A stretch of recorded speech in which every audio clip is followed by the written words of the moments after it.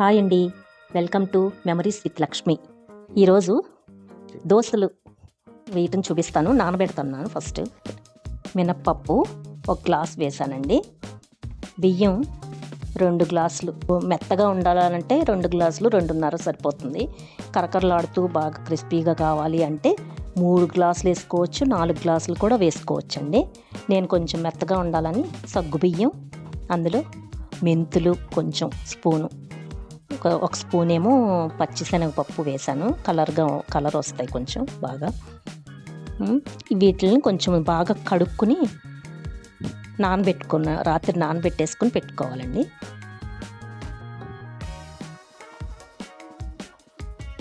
దీనిలో ఇంకా కొంతమంది మరమరాలు లేదా అటుకులు అవి వేస్తారు. నేనేమైతే మాత్రం ఇలాగే చేస్తాను. నానబెట్టేసుకుని రాత్రంతా నానబెట్టుకుని పొద్దున్నే రుబ్బుకుని గిన్నెలోకి తీసుకోవాలండి. మెత్తగా రుబ్బుకోవాలండి. దోశలు వేస్తున్నాను చూడండి. ఇప్పుడు ఉల్లిపాయ దోశ ఇప్పుడు వేసేది. ఉల్లి దోశ, దానిలో పచ్చిమిరపకాయలు, ఉల్లిపాయలు, ఉల్లిపాయ ముక్కలు వేస్తున్నాను. పచ్చిమిరపకాయ ముక్కలు, జీలకర్ర వేస్తున్నాను. బాగా వేగాలండి దీన్ని దోశ.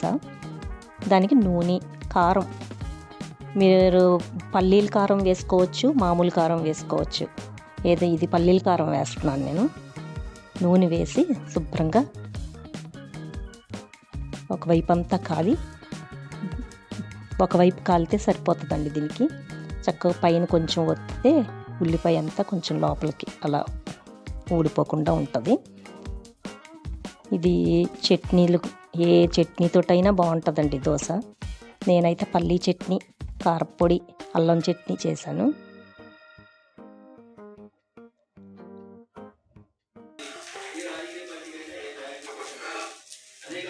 ఈ దోశ చాలా బాగుంటుందండి. ఇదిగోండి 3 రకాలు కారపొడితో, పల్లీ చట్నీతో తింటే చాలా బాగుంటుంది. ఈ దోశ ఏమో ఎగ్ దోశ. ఎగ్ వేసుకుని శుభ్రంగా స్ప్రెడ్ చేసేసి దానికి దోశ మీద మళ్ళీ ప్లెయిన్ కారం వేసుకుంటే చక్కగా 2 వైపులా కాలాలండి ఇది. ఎందుకంటే పచ్చివాసన వస్తుంది కదా. కారం వేసేసి పైన చల్లాలంతే. దానికి నూనె మంచిగా వేసుకొని పైన చుట్టూ బాగా వేసుకోవాలి నూనె.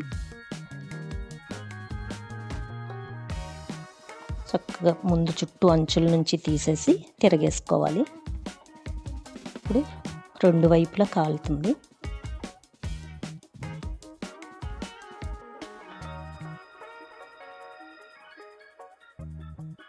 మీరందరూ కూడా ట్రై చేయండి.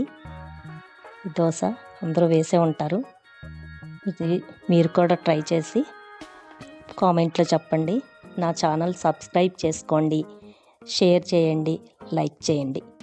ఇక్కడ దత్త జయంతి జరుగుతుందనేసి ఆ రోజు దత్తాత్రేయుడు మా ఇంటికి దగ్గరలోనే సాయిబాబా గుడికి వెళ్ళాము.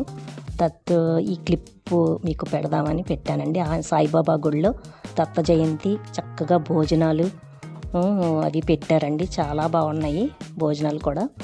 మేము వెళ్ళాము ఆ రోజు. భోజనాలన్నీ మేము కూడా వడ్డం చేసాము. అందరూ చక్కగా వచ్చి భోజనం చేసి వెళ్ళారండి.